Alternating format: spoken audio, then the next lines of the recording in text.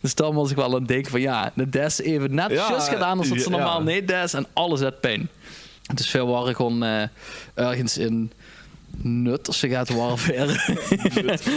Ja, shout-out naar Nut. Ja.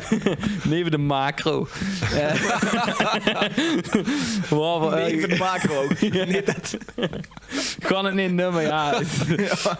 Nou, we waren een of andere activiteit gaan doen dat ze door in de gang moesten rennen, zeg maar, voor allemaal lezers. Laserwaterpassen. Laserwaterpassen zien.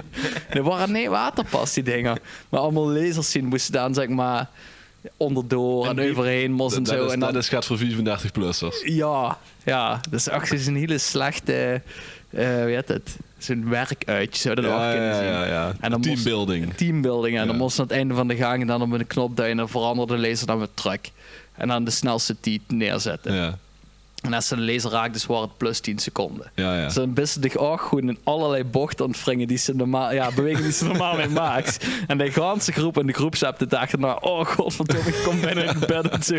Alleen maar omdat voor even weer vuil te enthousiast als een kamer of als een gang aan het rennen hoor. Ja. Dus dan was ik wel aan het denken van ja, de des even net just gedaan als dat ze normaal niet des en alles uit pijn.